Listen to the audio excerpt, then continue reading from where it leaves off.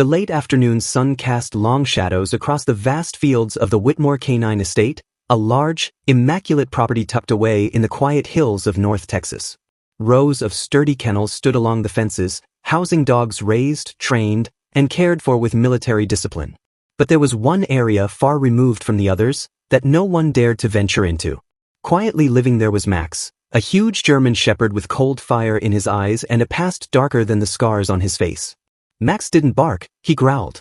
He didn't chase, he attacked. 3 dog trainers had tried to help him over the past 6 months. 2 suffered deep cuts, 1 a broken arm. But Mr. Whitmore, the wealthy tech boss and loner, refused to have Max put down. Or give it to someone else. No one really understood why, until someone noticed an old, worn photograph on his office shelf. A boy, maybe 8 years old, was sitting on a stoop, holding a dog that looked just like Max. Below it read, "Me and Duke 1965. Whitmore had always been a proud, aloof man, hard to speak to and even harder to understand. But around dogs he softened. They were his only connection to anything real, to the past. So he stood by the fence with his arms crossed, a cold breeze blowing through his silver hair, and announced it himself. $1 million to anyone who can make Max friendly to people again, not just follow orders, but be gentle and trusting. No one laughed. No one thought it was a joke, because everyone knew it wasn't about the money. It was about saving. Something Whitmore couldn't let go of, the last connection to the only love he'd ever known. In the heart of the city, where no one noticed the small or the quiet, Maya drifted like smoke, unseen, unwanted, unclaimed. At just 12 years old, she had already learned to disappear into crowds, sleep on sidewalks without trembling too loudly, and ask questions without using words. Her days were it. She listened in a mixture of red lights and hurried footsteps. She worked on curves where cars slowed down, wiped the windows with a cloth that had more holes than fabric, and offered candy to strangers who rarely stopped. Her voice had softened over time, not from shyness, but because she didn't use it. The world hardly listened to her, so she stopped talking to it. She didn't remember her parents, not really, only vague fragments, a song, soft fur, the scent of cinnamon. But those memories had long since given way to cold nights and empty stomachs. One afternoon, as she hid near a parking lot, she overheard 2 delivery drivers talking next to their van. Some crazy old billionaire is spending $1 million on a dog. The other laughed, not just any dog. That German shepherd is a monster. Torn a grown man's arm apart. Maya's ears twitched. She didn't move, she didn't blink, she just listened. She said, "Whoever does it nicely again gets the money." Later that night, she lay curled up under the rusty tarp behind a closed gas station. Her hoodie was wet, her fingers frozen, but her thoughts weren't about hunger or cold. They were with the dog. She didn't care about the money. She didn't want. She didn't even know what $1 million felt like, but something about that dog, something about the idea that no one could touch him, touched her so deeply that it echoed in her chest. Maybe it needs someone like me. Maya awoke before sunrise. The city was still half asleep, shrouded in fog and distant sirens. Her back ached from the cold ground, but she sat up with a determination she might not have felt since forever. She had no address, no GPS, just a name she'd heard in passing. Whitmore Canine Estate, and the feeling of being far outside the city, beyond the streets and the noise. Nevertheless, she stood up, tied her broken sneakers, slung her plastic water bottle over her shoulder, and set off. The streets were silent as she walked through them, down side alleys, over railway tracks, and out, towards the countryside. Sometimes she stopped to ask for directions. Some answered with shrugs, others with laughter, still others with indistinct hand gestures. "Keep going past the fields, it's far away, boy, you're wasting your time." But she didn't turn around. By midday, the roads turned into dirt tracks and dry grass. Her legs burned. Her lips were dry. Once she almost stepped on a snake. She considered giving up. But something inside her, the part of her that still hoped despite everything, pushed her on. As the sun approached the edge of the sky, she reached the first sign of the estate, a tall wooden gate, held in place by iron bars and 2 silent security cameras. Beyond it, rolling hills and buildings are too far away to see clearly. Her stomach growled. Her legs trembled. But she stepped closer, her hand resting on the metal gate as she whispered, "I did it." She didn't know what she would say or who would hear. But she had taken every step alone, and that meant something. The first time Maya knocked on the gate, no one came. She waited, holding the cold iron bars, watching for movement beyond the trees. After what? It felt like an hour before a security guard finally appeared, tall, broad-shouldered, in a neat uniform, and with shiny sunglasses sticking his dirty face right up at her. "What do you want, boy?" Her voice was calm, almost quiet. "I heard about the dog. I want to try it." He laughed briefly, not laughed, snorted. "Try Max? The dog would eat you for breakfast." He did not open the gate. He did not ask her. She just walked away. But Maya stayed.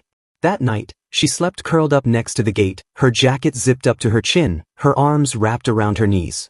Coyotes howled in the distance, and a cold wind bit her skin, but she didn't move. The next morning she was back, waiting. The same guard came out. "Still here? Go home." "I don't have one," she says.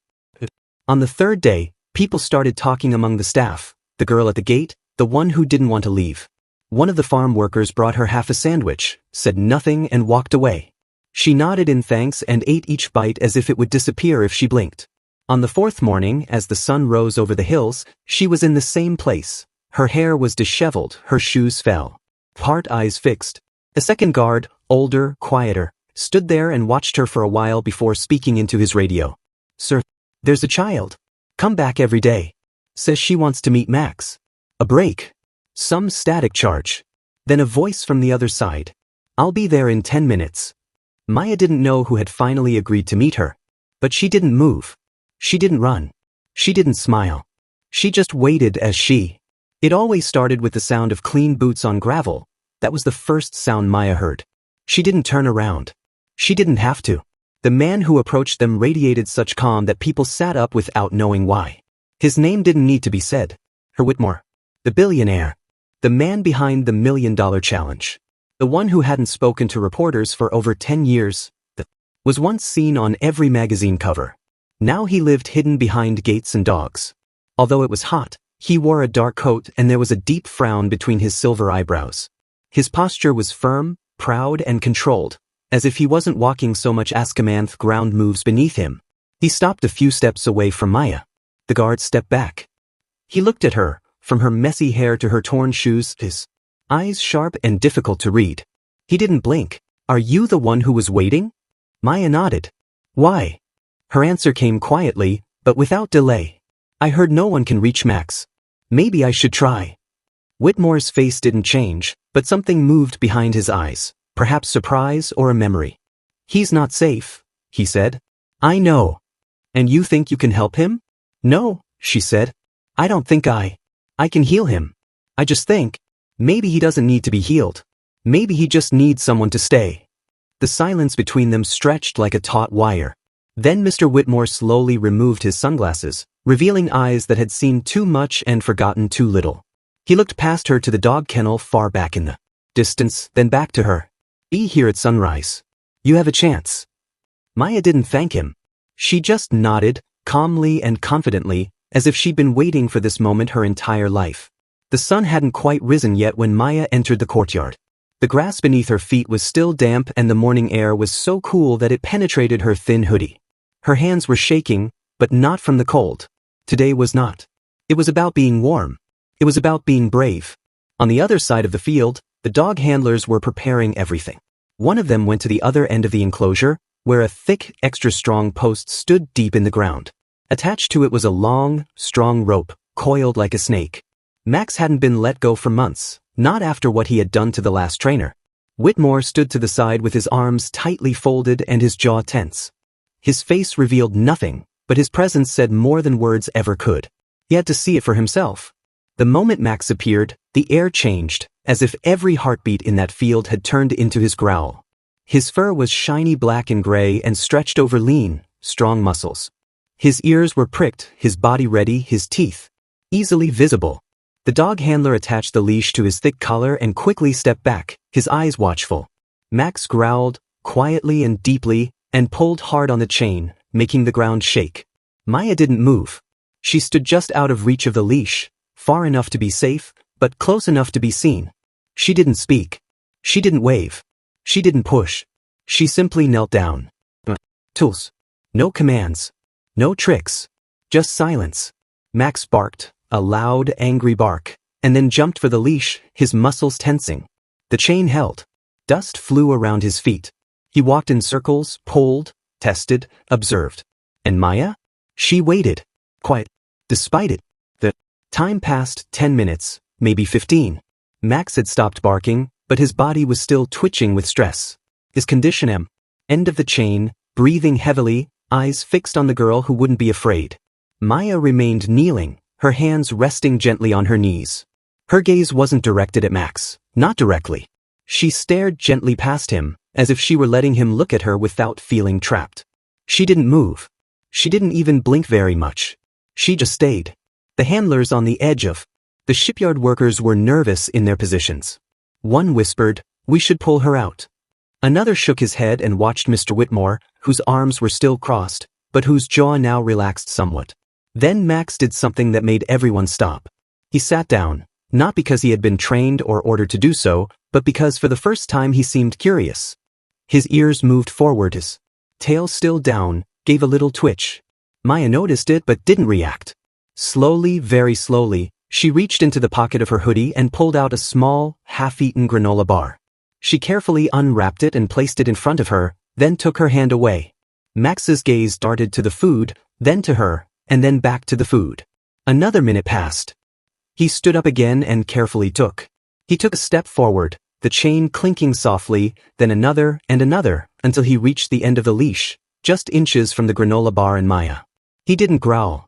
He didn't grumble. He just stood there, breathing heavily, his face inches from hers. Maya looked down without making eye contact and whispered just loud enough for Max to hear. "It's okay. I'm not here to force you. Everything. I just want to be here." Something inside Max changed, as if a loose thread was being untied from a long knot of fear. The sound of her voice, its softness, its lack of pretension, awakened something hidden, perhaps a memory, a forgotten warmth. It felt like the echo of a love he once knew and then lost. And suddenly he no longer felt the need to protect himself. He bent down, took the granola bar and sat down next to her, just like that. No coercion. No fear. No orders. Only silence. Only trust. Long after Max sat down next to her, there was silence. No one moved. No one spoke. Even the birds seemed to be holding their breath. Mr. Whitmore stepped forward slowly, his shoes crunching on the gravel. The guards looked at each other, unsure whether to follow them. The dog handlers put down their radios. Something unspoken had changed. He stopped a few meters away and fixed his gaze on the unlikely pair sitting in the morning light, a stray girl and the dog that no one could reach. "You did it," he finally said in a quiet but clear voice. "No one else has ever come close to me." Maya turned her head towards him, but didn't stand up. "The $1 million is yours, as promised." She looked down at Max, whose body now rested against her side, his breathing steady, almost calm. She stroked his back once, then slowly stood up and wiped the dirt from her knees. "I don't want the money," she said. Silence spread throughout the courtyard. Whitmore raised an eyebrow, but said nothing and waited. "I want a room," said Maya. "Somewhere safe. A bed that I won't be kicked out of in the middle of the night. 2 meals a day. And school. I want to go to school." Her voice did not tremble, but something in her eyes did. Just a brief flicker of weakness, quickly hidden under the same constant calm that had tamed Max. Whitmore stared at her, as if she were trying to understand something greater than what she said. "That's all?" he asked. She nodded. "That's all." He looked past her to Max, whose eyes now followed his every move, not with fear, but with quiet vigilance. Then back to Maya. He exhaled slowly and spoke more quietly this time. "You will live in the main house. We have an empty room. You will eat with me, and we'll register you tomorrow." Maya didn't cry, not loudly, but her shoulders relaxed for the first time in years. She nodded slightly. "Thank you very much." Whitmore stepped forward and placed a hand on her shoulder with surprising gentleness. "You don't know what you've done here," he said. "Not just for him, but for me too." That night, Maya slept in a real bed for the first time in her life. The mattress was soft. The sheets smelled of lavender, and the pillow held her head as if it had been waiting for her the whole time. Her room was simple. A chest of drawers, a small window, a desk with a lamp, but to her it felt like a palace. Max was curled up in front of the door. His ears moved at every sound, as if he wanted to protect her from a world that had never been kind to her. He didn't bark. He didn't growl. He just waited, as loyal and calm as the girl who had taught him to trust again. In the room opposite, Mr. Whitmore sat alone on the edge of the bed, the photo of me and Duke in 1965 in his hands. For a long time, he stared at it, this time not with sadness, but with something close to peace. He whispered to the photo. She didn't fix it. She reminded him that he was never broken. The next morning, Maya walked next to Mr. Whitmore, as if she had always belonged there, barefoot, quiet, with Max, who follows like a shadow, who had finally found his son. Nobody questioned it. Nobody doubted it. Later that week she was registered for school.